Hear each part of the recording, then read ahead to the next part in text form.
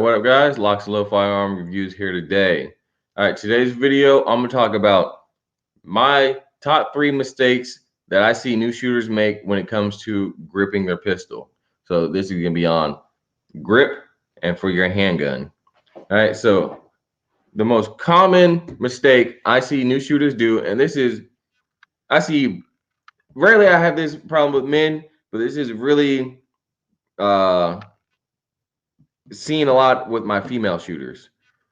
You're not gripping the gun the way you should, as hard as you should. Let's put it like that. They're not applying the right amount of pressure to the pistol for their grip. All right, if that makes sense. Hopefully I said that right. You're not gripping the gun hard enough. There you go. So a lot of problems I see is that, when women, they'll grip a gun, they'll grip the gun as if the thing is made of glass, brittle glass. It's not, ladies. Grip that gun as if you were trying to break that thing. You're trying to just squeeze the shit out of it. Nothing's gonna happen to that pistol, right? These guns are designed to be used and abused. At least a good gun, like if you get a CZ, a Glock, a SIG, Smith & Wesson. I'm not gonna name them all, but you understand the reputable brands. The gun is gonna be fine. You are not gonna deform the gun by squeezing it too hard, all right? So I want you ladies, especially. No, I don't have this problem with men so much because men, we don't have it's easier for us to tap into that aggression, right? Too many women get so soft and gentle and kind and feminine that when it's time for y'all to tap into that aggressive nature, it's harder for you, or you just don't have that nature, right? So shooting a gun is like the first kind of aggressive thing they've done. And so they're gripping the gun not aggressively, right? They're gripping the gun femininely, softly, gently, almost like they're holding a child. No. Grab that gun like your life depends on it. I want you to grab the gun in a way, it's loaded and everything, so I'm not going to be too stupid, but grab the gun in a way like if I was trying to rip that gun out of your hands, it's not going. Right, if we had a tug of war over the pistol in your hands, I'll do it with my new shooter sometimes. I'll unload the gun, put the gun in their hand, right? And I'll stand to the side because, you want to, of course, be safe. You don't want to stand right in front of the muzzle. But I'll stand to the side of them, grab the gun, and try to literally pull it out of their hands. Sometimes I can, especially with women, because, like, the moment I apply, like, a little bit of, like, and they just let go. And you have to, like, get aggressive, find something angry in your life that makes you angry. I don't know, think of some shit. You have to tap into that natural aggression that's in you, right? So when you're shooting, especially self-defense shooting, that is going to be an aggressive situation. Someone is trying to kill you. You're going to be scared, you're going to be angry, you're going to a whole bunch of things. Losing this pistol in that situation is detrimental.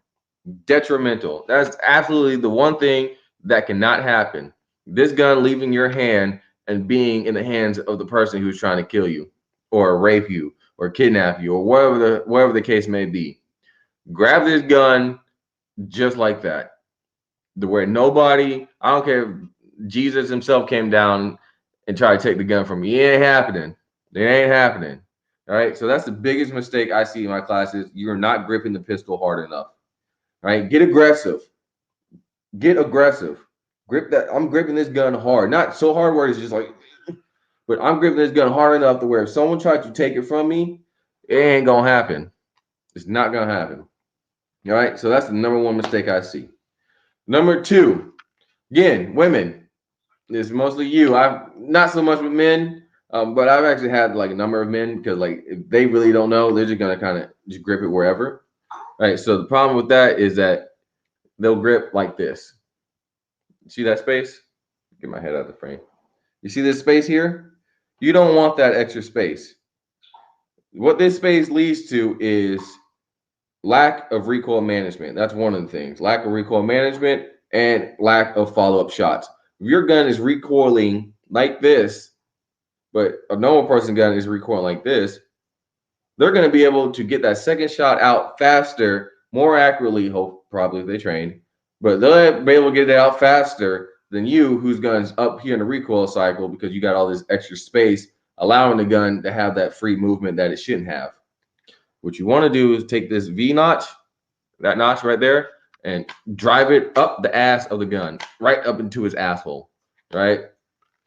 And see how I got that hand fat that right there. Once I grip, you see how it changes because I'm gripping. That's how you want it to look. You want that beaver tail to just like almost like it's trying to go into your hand, like that beaver tail and the palm of your hand is just like fused together. You want that so when that gun recoils, there's less movement for that gun to recoil. It's gonna recoil regardless. That's just what happens. You got a force going this way, whatever the new law thing is. So you want to be able to have as much purchase on that beaver tail as possible so you can lessen that recoil. All right. So that's the second thing I see new shooters do that hinders them from being proficient or mistakes that they make. All right. What third thing? Teacupping.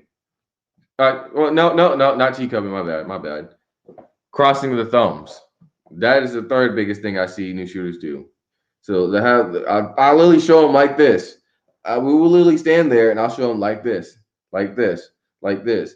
And once we start shooting, they'll do something like a reload. They'll reload and they're right here in this situation, right where their thumb is going across. The reason why you don't want to do that while I unload my gun is that if your thumb is that high up, right, we'll say like right here, right? So we'll say like right here. This is my support hand. It's all the way up where this hammer is. That slide comes back. It's going to hit my hand. I don't know if you can see on the camera, but it's going to hit my hand and it's not going to stop, right? It just fired off like a live 9mm full power round. That thing is going to real fast. And you're going to look down at your hand and be like, oh shit, I'm missing a chunk of my meat in my hand and I'm bleeding and shit. That's called a slide bite, right? And that's what happens when you got your hand up like that, shooting it like it's like a revolver, which is not. That slide comes back, it's gonna hit your hand, it's gonna hurt, you're gonna bleed, and you're probably not gonna want to shoot the rest of the day, especially if you're a new shooter. And that could be the one thing that stops a new shooter from continuing on their firearms journey, right? So you don't want that to be you. So definitely make sure you practice good grip on your firearm. Make sure your thumbs are in the right place. Right here. Right? Two dogs humping. Right? But one of the main reasons why is so if this thumb is here applying pressure on him, he can't go up.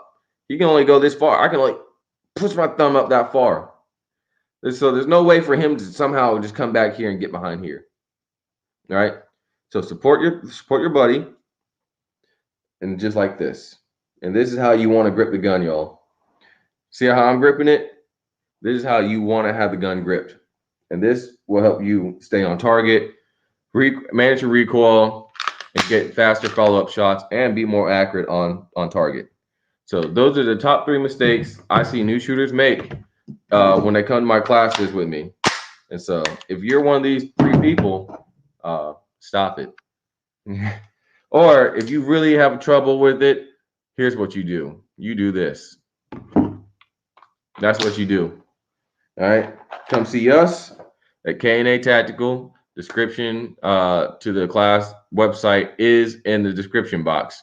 So I want you to go down there and check it out too. We do CCW, rifle, pistol, shotgun, and we are an FFL dealer. So if you're looking to buy a gun or want a gun sent to us, you can do so. So hopefully you enjoyed the video, guys. Like, comment, subscribe, and make sure that if you have a jacked up grip, you're fixing it. Don't let that continue to go on, because again, if you develop that bad habit, what's going to happen in a self-defense shooting? You're going to do that bad habit and you may die. We don't want that, right? So definitely make sure you are practicing, being proficient, and if you do need help, you were seeking out that help from someone that does have knowledge. All right. So again, guys, Thank you for watching the video. If you liked it, give me a thumbs up. It helps get that video out to the algorithm. So that way, if someone else has the same question or is creating the same mistakes, they can watch this video and hopefully get that fixed. But also with that, if you're looking to support the YouTube channel, buy a shirt. I got the link down there too. Buy a LocsNLoad shirt. Support the channel. But on top of that, stay educated, stay dangerous. LocsNLoad out.